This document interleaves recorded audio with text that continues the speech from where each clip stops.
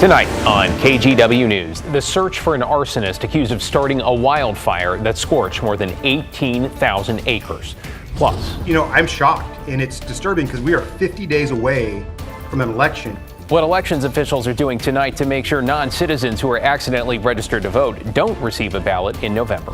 Then, indicted for murder, the man accused of kidnapping and killing his neighbor and hiding her body answers to charges in court. But first, I looked in it and I could see her phone just there pinging. How a family tracked down the driver who allegedly hit a teenager and kept going.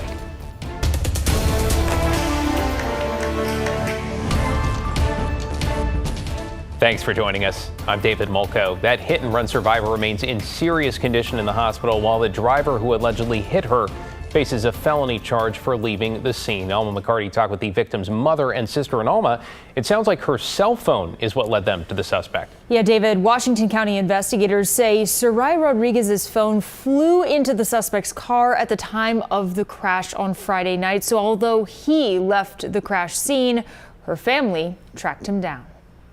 It's been an emotional roller coaster.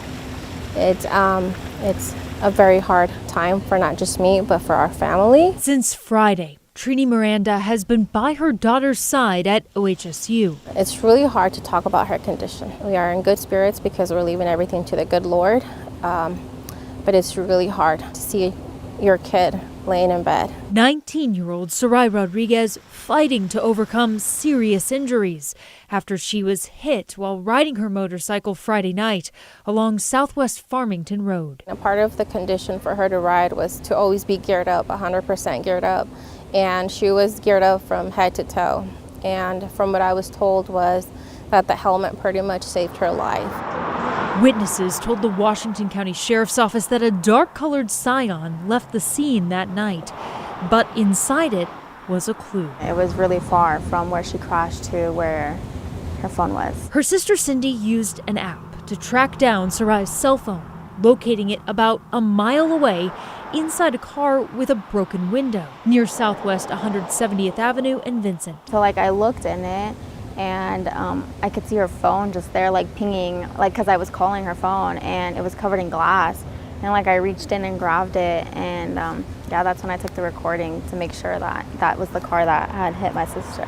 Deputies say, in fact, it was, and arrested the 27-year-old suspect, Julian Borjas Diaz, for felony hit and run.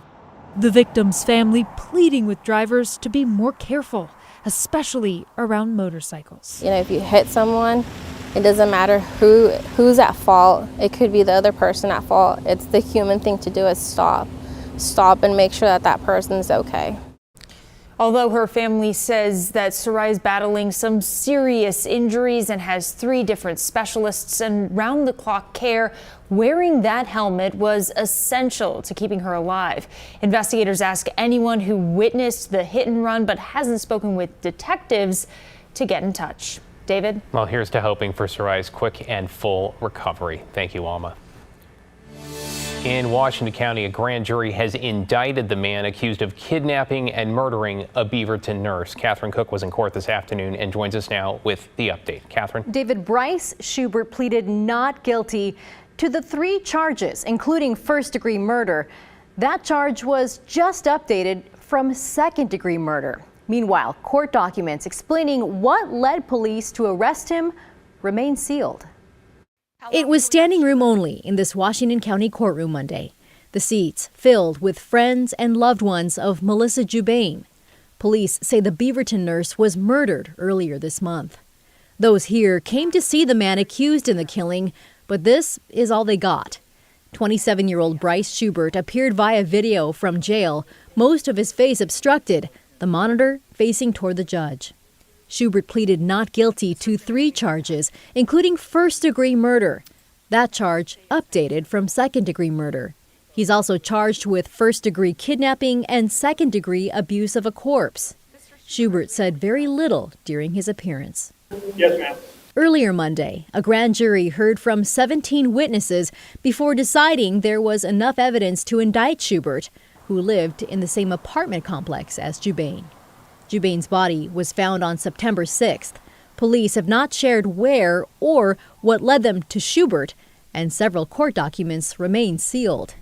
Jubain worked as a nurse at Providence St. Vincent Medical Center. She's part of our community. Since her death, local nurses and healthcare workers have tried to honor Jubain's life, as they did during this vigil. I actually don't have words to say like how impressed and heartfelt and touched I am to have all of these people here right now. Support that, judging by Monday's crowded courtroom, continues.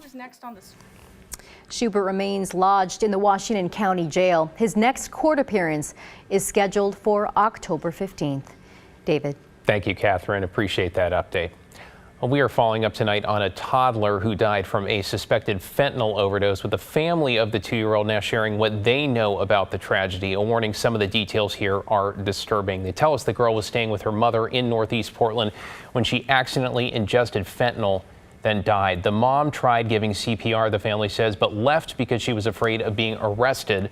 Police say they're still looking for her. Family members say she has a history of addiction and did not have custody of the toddler at the time.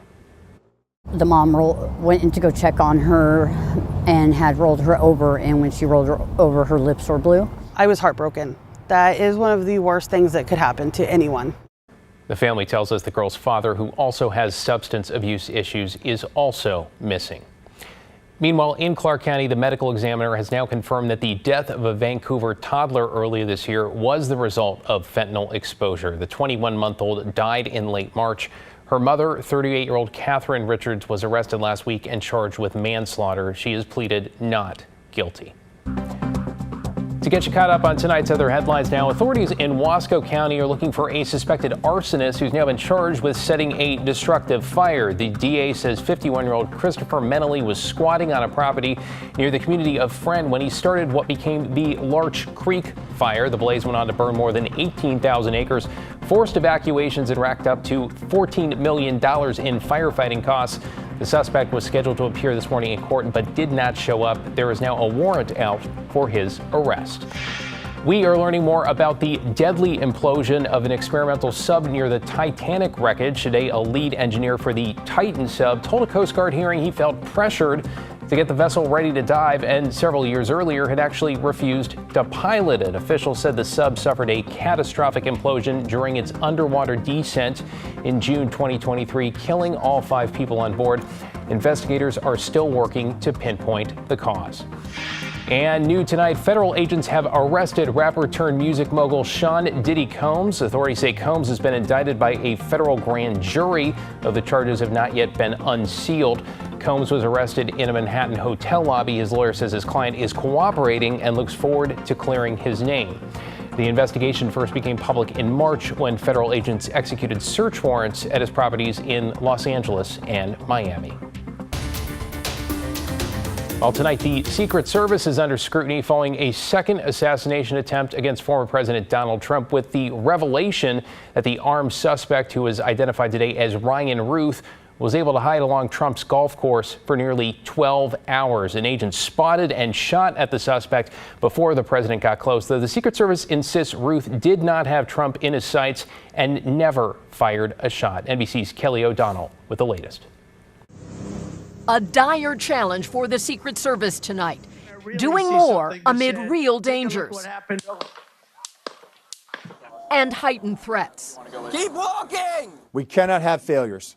And in order to do that, we're going to have some hard conversations with Congress. While the agent who spotted and fired on the suspect is getting praise, the agency is also facing questions, including why the Secret Service had not searched the bushes where the alleged assailant hid for nearly 12 hours.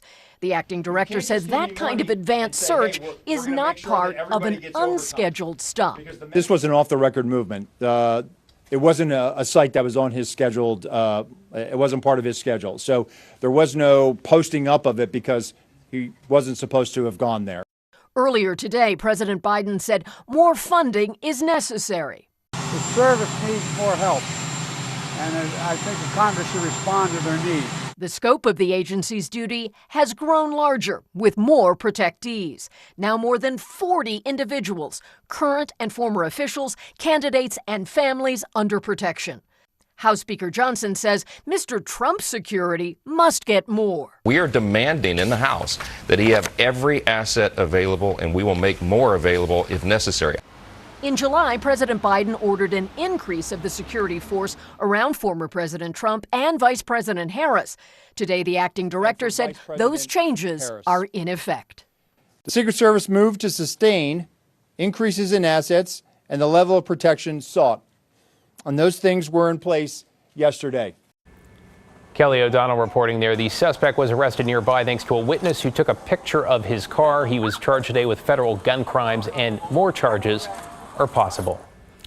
Well, back here in the Northwest in Cowlitz County, a 14-year-old student is in police custody after allegedly making a false shooting threat against Kalama High School. Police say they were tipped off this morning after the teen allegedly shared that threat with another student. They say there was no credible threat to the school and that it is not related to a separate threat that was investigated Friday, one that also turned out to be unfounded. School has remained in session, and officials say there is support for those who need it.